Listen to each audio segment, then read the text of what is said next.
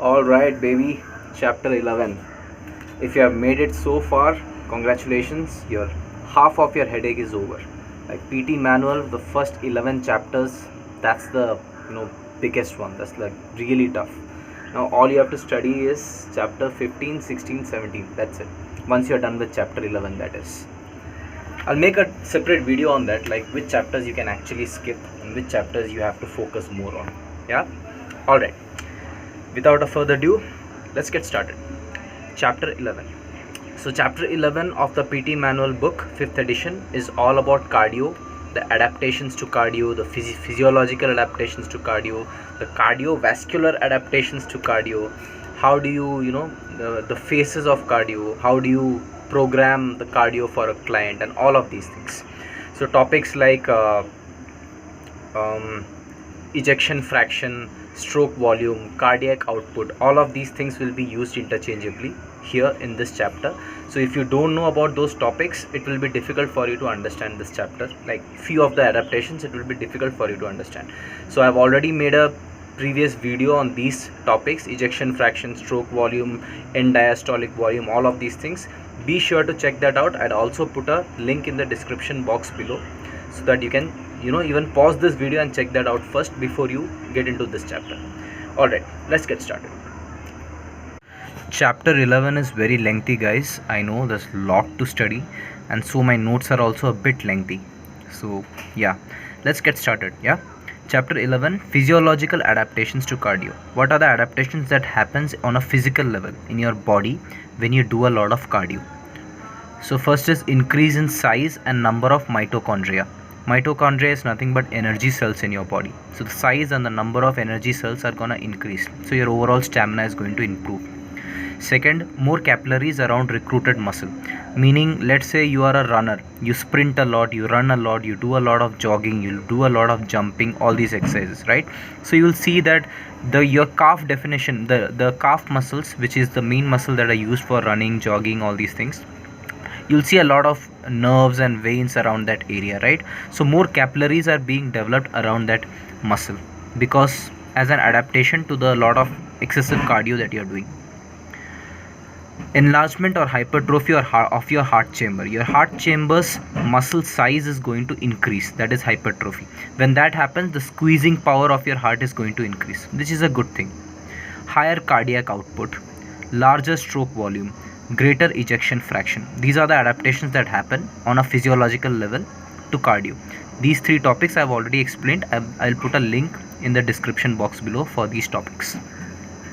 Improved vasodilation. Vasodilation is nothing but increase in the blood vessels, right?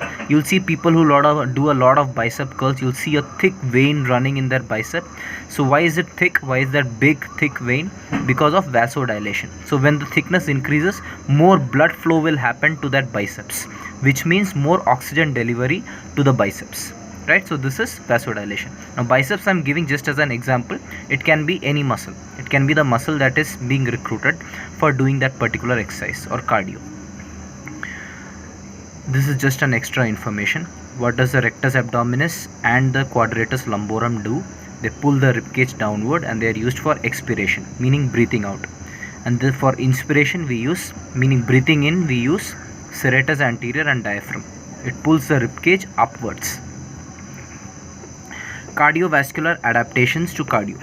We just now saw physiological adaptations to cardio. Now we are going to see cardiovascular adaptations to cardio. So on a cardiovascular level, how does your body adapts?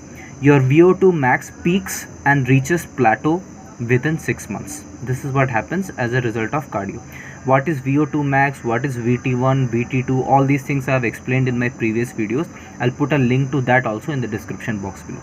Be sure to check that out. So when I explained chapter 8, I had explained all these things, plus separately I had made videos explaining these particular topics: VO2 max, VT2 threshold, lactate, and all these things. What is the second adaptation?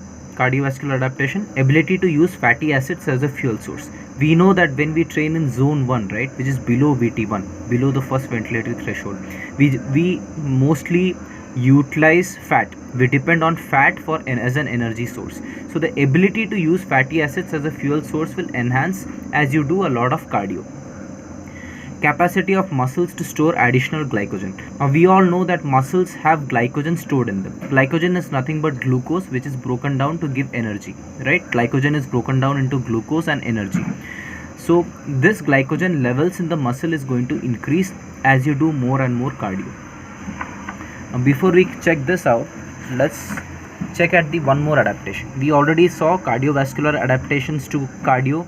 We already saw physiological adaptations to cardio. Now we are going to look at adaptations to interval training. This is also cardio, but it is interval training. You know what interval training is, right? You must have heard of things like Tabata, 20 seconds on, 10 seconds off. Interval training, basically 1 minute you train intense and then you take 40 seconds 50 seconds rest, and then again you train intense, right? So that is interval training. So how does your body adapt to interval training? Let's look at that. Greater improvements in VO2 max and fitness than steady state exercises. More than steady state cardio, this high intensity interval training will have more improvements in your overall VO2 max and your fitness levels. Anaerobic adaptations like improved tolerance for the buildup of lactate. Buildup of lactate and lactate threshold we already saw, but in layman terms it's nothing but that burning sensation that you feel, right? So anaerobic adaptation will be like improved tolerance to that burning sensation. So you will be able to tolerate that more. When that burning sensation kicks in, you won't quit, you won't stop, because your body's tolerance will increase to that particular this thing. It will also delay that burning sensation. When you do a lot of interval training, your body will adapt. Third adaptation, more adaptation of type 2 muscle fibers. That is your fast twitch muscle fibers with higher intensity. So type 2 muscle fibers are something that gets used when you do a lot of high intensity and quick exercises. You know, fast and furious exercises, when you do, your type 2 muscle fibers are recruited. So that will adapt more, that will develop more. Stroke volume increases to levels that are not achievable with steady state cardio. It will increase to levels that was normally not achievable by steady state cardio. You know stroke volume, right? The amount of blood that is being pumped by your heart in a single minute, in a single beat, single heartbeat, how much blood your heart is pumping out. That will increase to high levels. Okay. So those were the three adaptations to cardio: physiological adaptations, cardiovascular adaptations, and adaptations to interval training. Now let's look at terminologies like steady state and second wind. These are important terminologies, so listen carefully.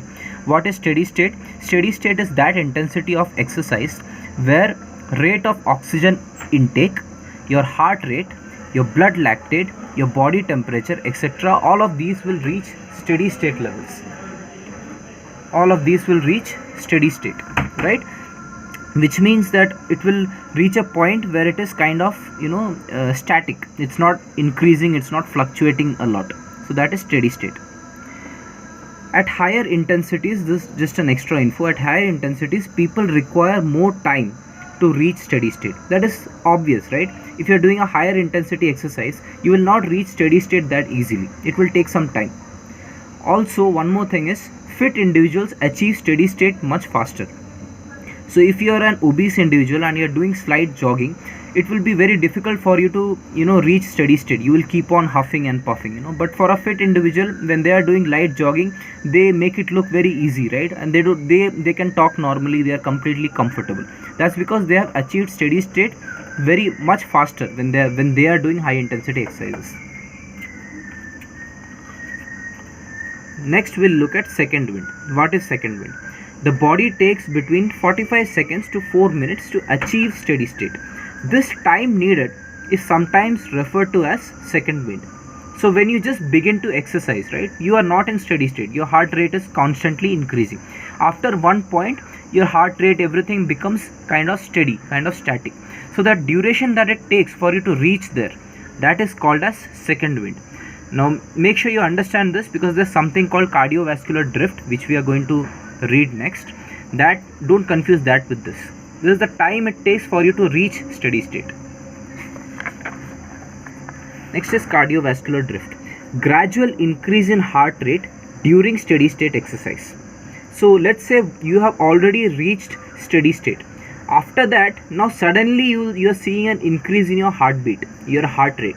That is called cardiovascular drift. You know what drifting is, right? If you have played Need for Speed games, the car games, you know that drift where the car kind of skids and slides, right?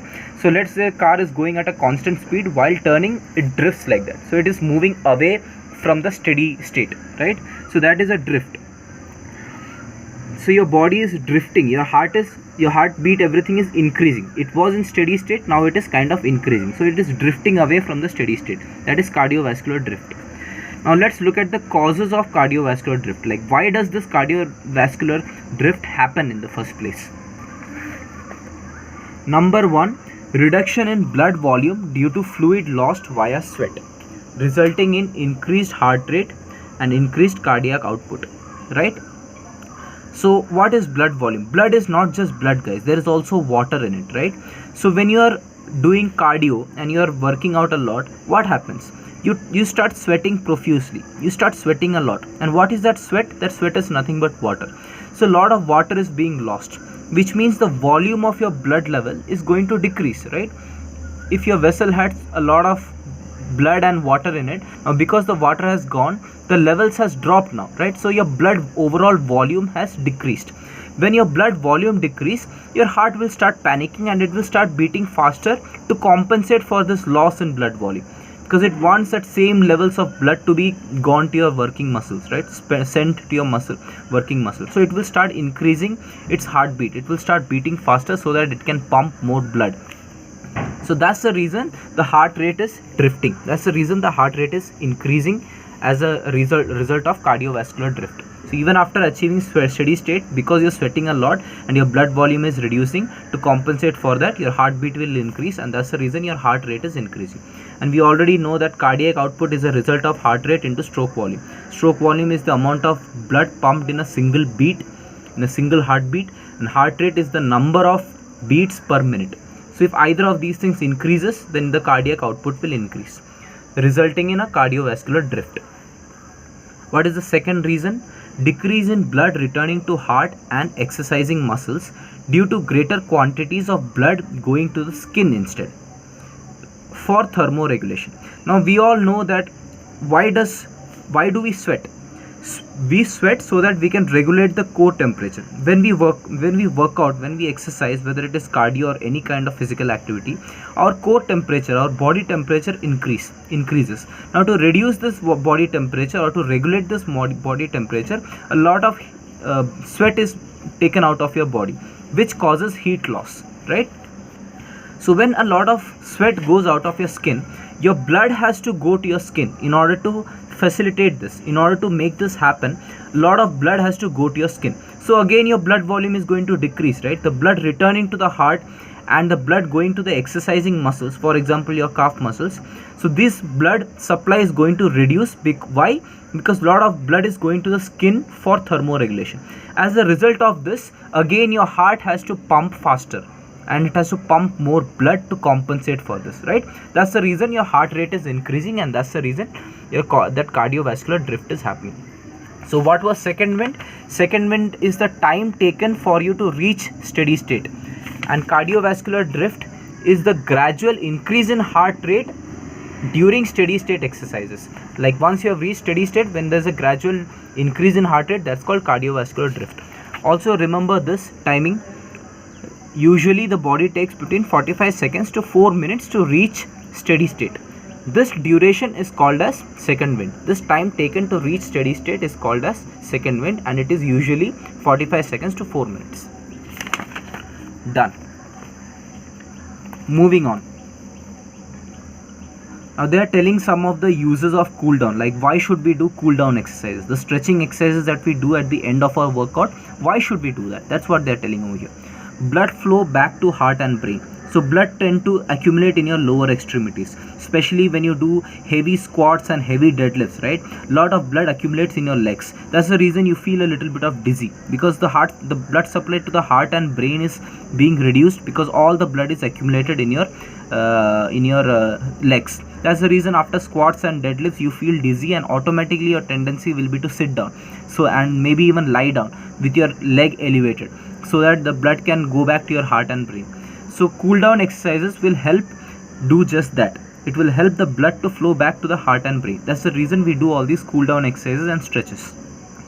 One more reason is to improve flexibility. Since we do a lot of weight training or a lot of exercises, muscle knots will be formed, right? So that will make your body stiff. So if you do all these cool down exercises and stretches, it will improve your flexibility over time by reducing those muscle knots that are formed during heavy training. Other reasons are to remove metabolic waste. You remember that burning sensation? That is nothing but a buildup of lactic acid in your blood, right? So that lactic acid has to be taken out of the body, right? So that is a metabolic waste. So that has to be removed. For that also cool down exercises will help. Third one, to avoid blood pooling in lower extremity. We already saw that. I already discussed that while telling this. Blood tends to pool, which means store in your lower body. To avoid that, we do cool down exercises.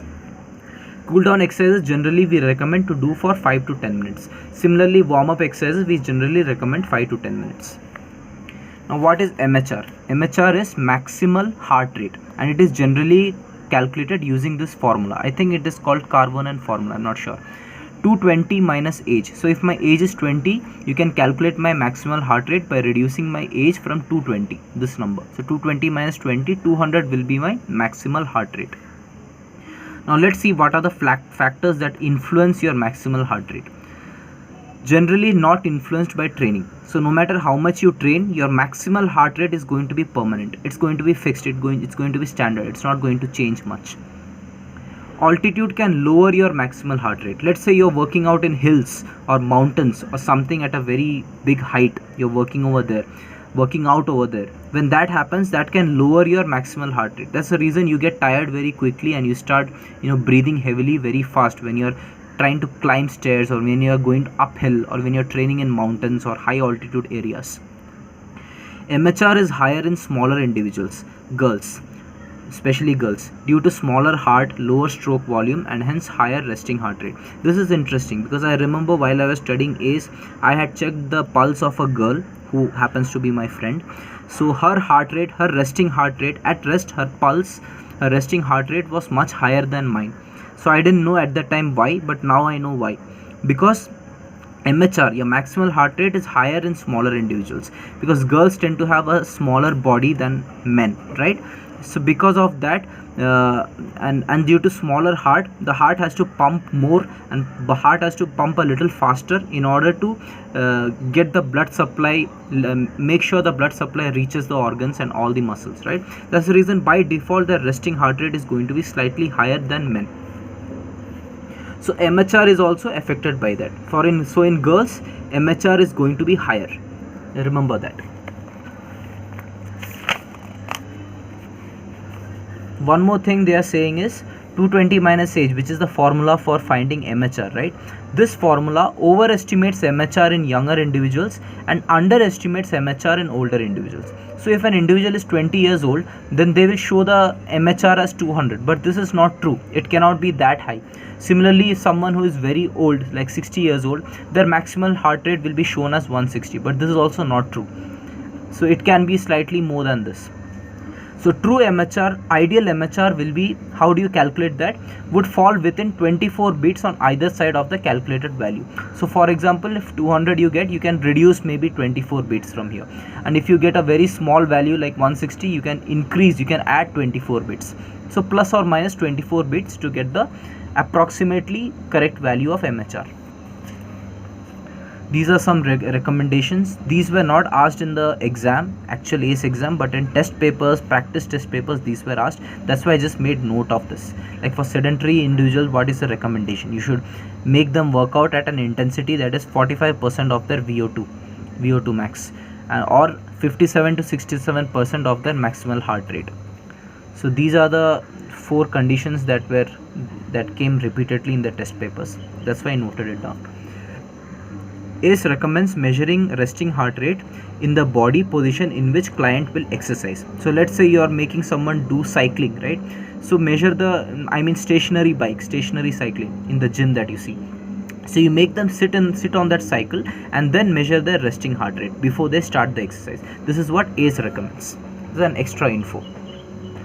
Box scale of RPE. RPE is perceived exertion, ratings of perceived exertion. We already talked about this when we studied chapter 8.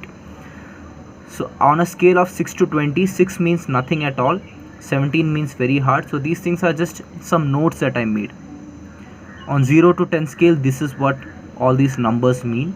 In Borg scale, this is what the numbers mean. RPE should be taken during last 5 seconds of every minute. While doing fitness test, right, like cardio tests, the ratings of perceived exertion should be taken during the last 5 seconds of every minute that they work out. So at the end of every minute, towards the last 5 seconds of every minute, you should ask them how they feel, so that you can get, and you should ask them to rate on a scale of 0 to 20 or on a scale of 0 to 10 how they feel right now. That way you will know their RP, ratings of perceived exertion. Remember, do not conduct cardiorespiratory fitness tests with clients on beta blockers. What are beta blockers? This is someone that people with heart diseases or heart conditions, they take. So beta blockers, they tend to reduce the heart rate, right? So there's no point in checking their heart rate or doing cardiorespiratory fitness test on these individuals. So before doing cardio fitness test, you should ask that person, are they on any kind of medications?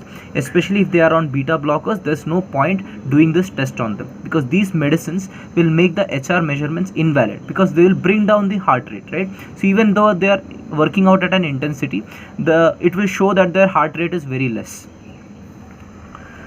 This is again extra information. Diuretics does not cause any change in RHR, MHR or exercise heart rate. Just remember this. Diuretics is kind of a medication which they generally take to reduce the blood volume for blood pressure and all that. So if someone who is on diuretics medication, it does not affect their resting heart rate, maximal heart rate or exercise heart rate. It doesn't affect. Just remember this, because diuretics is used to reduce BP. So in exam they may ask like this, what are the effects of diuretics? Or diuretics reduces RHR. Is that correct or wrong? Right? So you should remember, diuretics, all it does is it reduces blood pressure. That's it. It doesn't do anything else. This is an extra information that I wrote, because some people say that caffeine has the same effect of diuretics, but that's not true, because caffeine is only mildly diuretic and it increases the HR slightly. Only caffeine increases the HR slightly, not diuretics. So that's the reason when you take caffeine, you tend to have more energy, right? Because your heart rate kind of stays in an elevated state. It kind of increases very slightly. So but not diuretics medication. Diuretics, all it does is reduce blood pressure. That's it. Caffeine also increases blood pressure, while diuretics medication lowers blood pressure. So this is the difference between caffeine and diuretics. Caffeine will increase the blood pressure. That's the reason people with high BP should not take caffeine or drink a lot of coffee, right? It increases blood pressure, while diuretics medication lowers the blood pressure. We already saw it, right? Yeah, that's it. RPE training volume. How do you calculate that? RPE is ratings of perceived exertion. Training volume is equal to RPE into frequency into duration. You never know, you might get really small problems like these, right? It's very important. It's very easy. If someone is working out at an RPE of 5, okay, and they are working out like 3 times a week, and they are working out for a duration of 20 minutes, then how much will be their RPE training volume? 5 into 3 into 20, which is equal to 300 points. That's it. Metabolic equivalent. METs are called metabolic equivalent. It is nothing but the average metabolic rate of a person at rest. At rest, what is your metabolic rate? Average metabolic rate. That is your METs. One MET is generally 3.5 milliliter per kilogram per minute. So these are certain things that I made a note of after attending all the practice tests. But I don't think I got any question like this in the exam. But walking slowly, you will be utilizing 2 METs. Jogging utilizes 8 to 10 METs, running 11.5 METs, dance utilizes 3 to 4.5 METs, swimming utilizes 6 to 11 METs. Again, one more formula for caloric expenditure per minute. How much calorie you are expending in a minute. How to calculate that? Let's say you have VO2 of a person. You know the body weight of the person. If you don't know, you have to convert it into kilograms. You know how to convert pounds into kgs, right? 2.2 pounds is equal to 1 kilogram.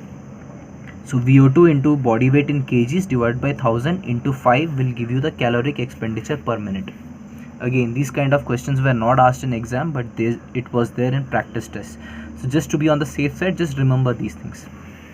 Exercise immediately below VT2 is considered highest sustainable intensity. This is also general info.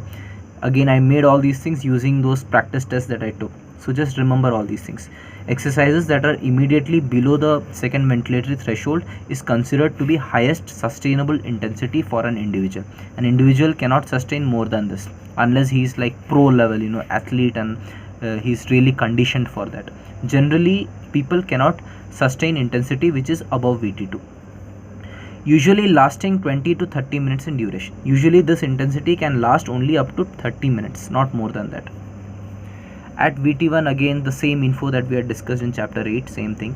They'll be repeating this. It's a good thing. It will, reinforce things. At VT1, it is no longer possible to speak comfortably. Above VT1 but below VT2, able to speak but not comfortably. And this is zone 2. Above VT2, speech is not possible at all other than just single words. This is zone 3. VT2 is also called as the lactate threshold or the shutdown point. Now this is again some small definition. You just need to know this. Principle of specificity, also called as SAID principle. If they ask you in question paper like what is SAID principle, or SAID principle states that so and so, and you have to pick the right answer, right choice. So just remember what is the SAID principle. SAID means specific adaptations to imposed demand. Specific adaptations to imposed demand. Imposed demand means the kind of torture that you're putting your body through, the kind of intensity or the kind of exercise that you're doing. So physiological adaptations made within the body are specific to demands placed upon the body. So this is called as principle of specificity, or SAID principle. So what is SAID principle? Physiological adaptations that are made within the body are always specific to the demands placed upon the body. For example, if your biceps is increasing in size, right? What is that? That is a physiological adaptation. And why is that happening? Because of specific demands placed upon the body. What is the specific demand in this case? Doing bicep curls, right? You're training only your biceps by doing a lot of bicep curls. That is a specific demand that is placed on the body. And because of that, physiological adaptations are happening, which in this context is an increase in the size of your biceps. So that is kind of SAID principle or principle of specificity. Moving on, fartlek training. This is interesting. So now, these kind of terms, when you come across, it's very difficult to remember these kind of terms, right? So that's the reason I broke it down. Fartlek, the moment you think about fartlek training, think about farting, right? So how is a fart? How does a fart? When people fart, it's kind of unstructured, right? And it's very flexible. Like it happens very quickly. You don't have much control over it. So it's not very structured. You don't fart in a structured manner.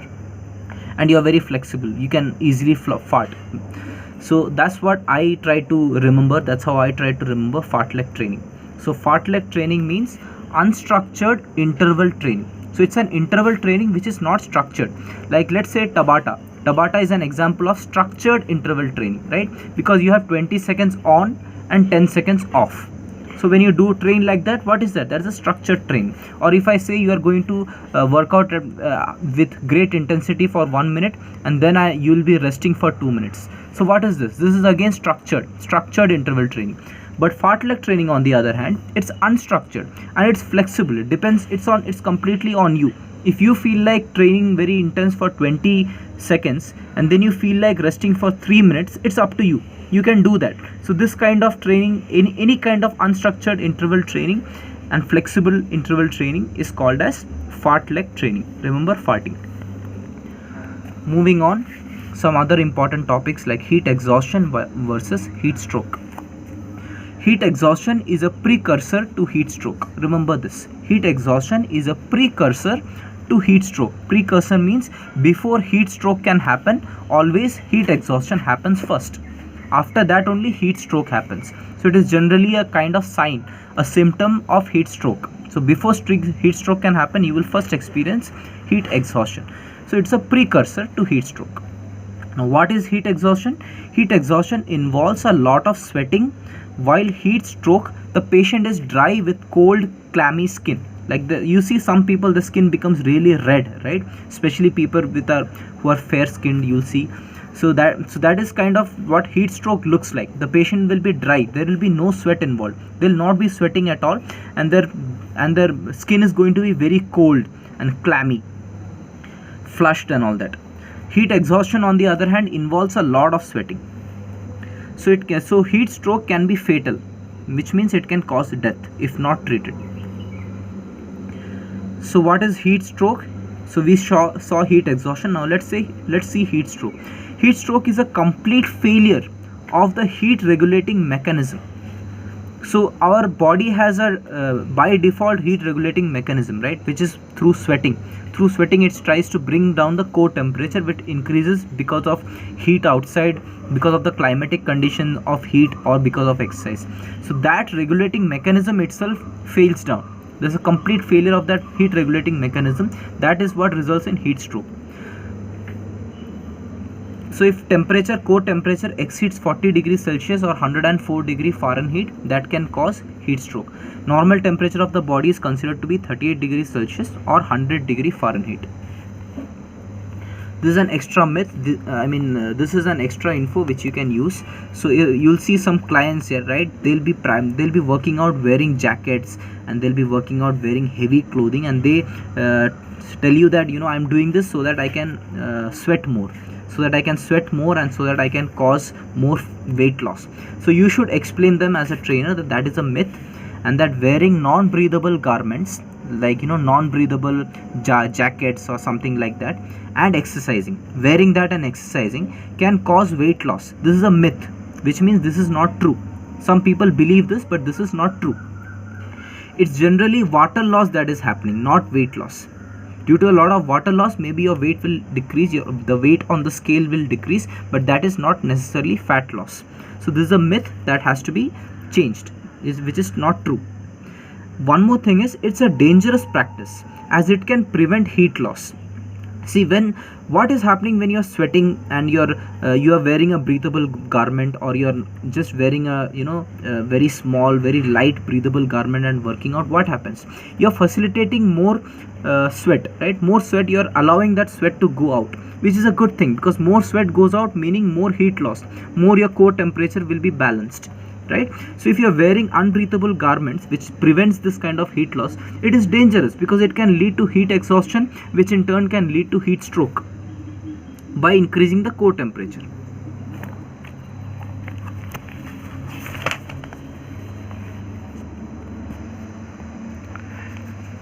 Next, let's look at heat exhaustion and heat stroke. We already saw that.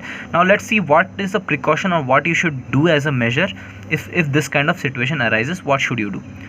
So in case of heat exhaustion, you should stop exercising immediately, move the client to a cool area, make them lie down with their feet elevated. You can raise their feet and keep it to some object, usually 12 to 18 inches, and you should give them fluids, give them water, and then monitor their temperature. This is what you should do if you see that someone is experiencing heat exhaustion. What if someone is experiencing heat stroke? This is very fatal and this is very dangerous, right? So you should stop exercising immediately in both the cases. You should remove as much clothing as feasible. As much possible, remove all the clothes from their body. Cool the body using wet towels and ice packs. Fan, alcohol rubs, all these things are very good to reduce the heat.